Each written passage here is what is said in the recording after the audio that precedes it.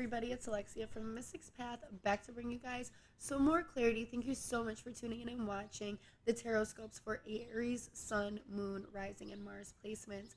Now, I am outside, so I want to say that if you hear banging around, cars driving, dogs barking, people talking, that it is, of course, because I'm outside and I cannot control that. So I apologize if any of that does happen. But I want to go ahead and look into what it is that my Aries people need to be aware of during the month of June, as well as how they need to work with this energy. What do my Aries people need to be aware of during the month of June? What do my Aries people need to be aware of during the month of June? What do my Aries people need to be aware of during the month of June?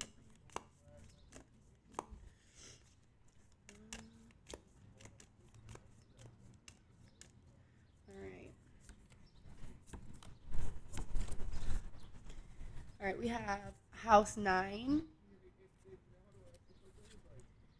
the South Node, conjunction, and Chiron. Okay, Aries people, I see you guys doing some healing. I see you really merging with yourself and releasing to gain growth and to gain spiritual growth, okay? And it may not, like, and it's your spirit growing, not necessarily like spiritual growth, like learning about astrology or tarot or connecting with spirit guides or anything like that. Although that may be part of it, but mostly I see for my Aries, Sun, Moon, Rising, and Mars placements, I see this as like your spirit growing and evolving because there has been healing that has been happening and that you are moving forward, that you're almost merging within yourself. Like the energy of the South Node conjoining with Chiron is the energy of releasing the pain and trauma, and healing that pain and trauma that you have been through, okay? And this is for, growth, for where it is that you're heading spiritually and, just solely. I feel like, and just before I pulled this stuff, I felt like this may be triggering for you guys. And of course, we have the card of smoke and mirrors. And this is speaking of chaos and things that aren't what they seem and not being able to see clearly because there's all of this commotion, right? But this taking the time and needing to take the time to look above things and look at things from a higher point of view, really quieting your mind and connecting with the soul so yourself can open up, like the inside of you can open up and I want to say expand, like when a flower is literally blooming and it starts to like come out. It was like in this closed thing and then it starts to flourish out, at that your like the you-ness is expanding. And I feel like this is coming from a place of like love and compassion that is opening up. But I do want to say, you guys, that this smells like vulnerability as well, of having to break through a seal that makes you feel vulnerable or makes you feel exposed or wounded. So that is coming through. So if you have issues with being vulnerable, then this may be even more triggering and you may feel even more exposed. And you may want to almost, I'm getting the feeling of hiding yourself away from people because you're feeling vulnerable. And I want to say, do whatever you have to do for yourself at this time.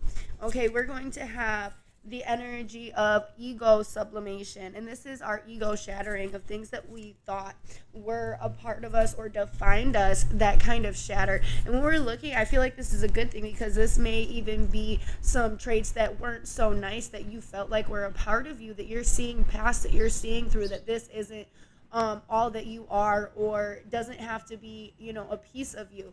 That your ego, maybe you have found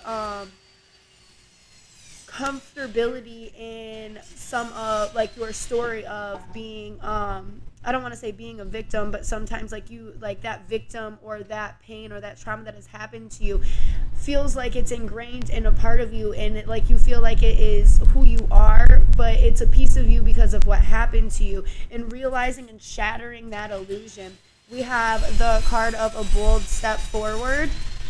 Okay, so stepping forward and really taking the initiative to break past that cap of not wanting to feel vulnerable and exposed. I also feel like a lot of this work is going to be you connecting with your ancestors and feeling their power, and almost that they will help you rest and rejuvenate if you allow them to.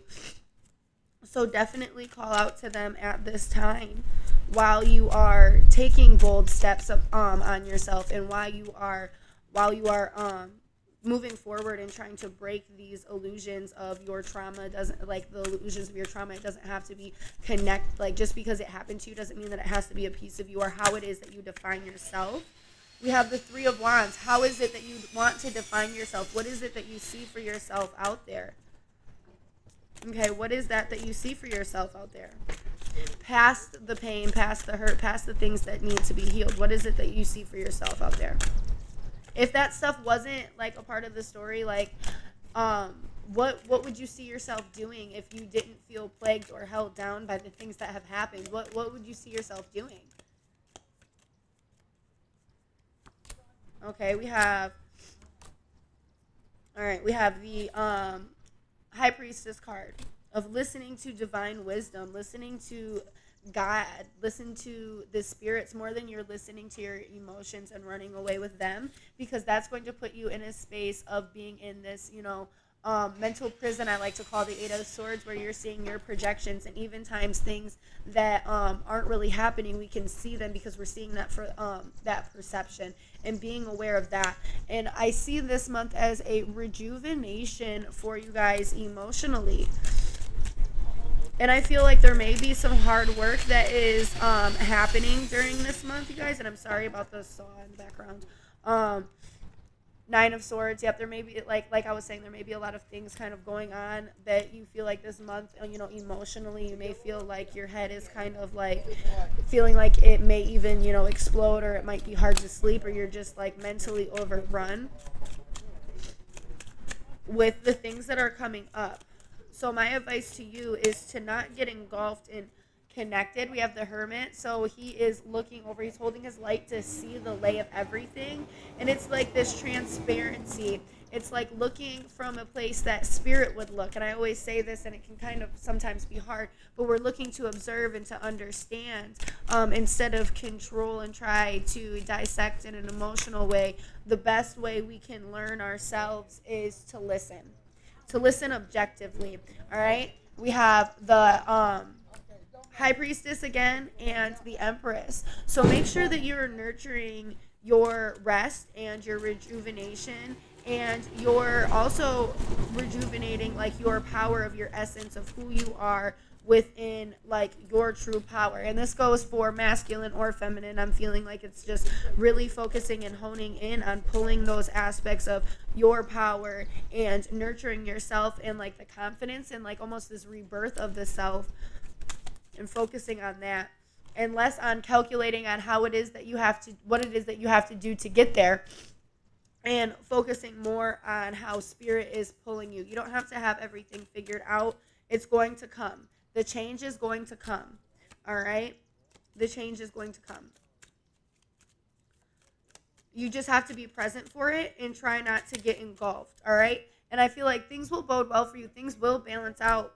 Ace of Swords, things that have to kind of get dealt with. The swords have to get pulled out to be able to be removed.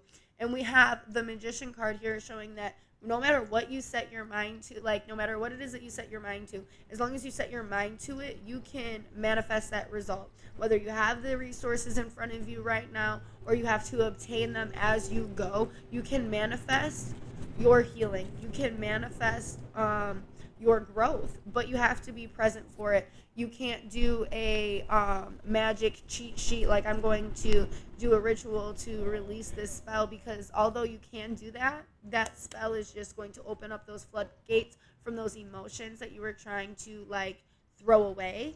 They're going to open up anyways, and I feel like that I want to make that clear. So anybody that feels like they're going to be doing or is pulled to doing release work at this time during this month, just know that it's not a cheat sheet. You will feel those things just as much, if not more, if you were to manually go through them. That when we put our intention and we put our manifestation, what it is that we want to manifest out there, the universe will start to compile things in a way that, you know, it can work and it can fit. You don't just get to say, I don't want to be feeling this and disregard it, because if that was the case, I would have did it a long time ago. But nevertheless, I feel like this month may be a tad bit emotional for my Aries sun, moon, and rising people. But I also feel like this month is going to be very, very rewarding. Definitely fall in line with the Hermit if you are feeling like you are triggered easily and that you may be aggressive when in contact with other people, because of the fact that this energy can be triggering. So make sure how it is that you're getting triggered and make sure that you're not coming off like, you know, aggressive, because there are things that you need to be dealing with. All right, because it's definitely can happen almost subconsciously. So I hope that this video has helped you and that you guys have a great month of June, and I wish you the best in your healing. Mwah.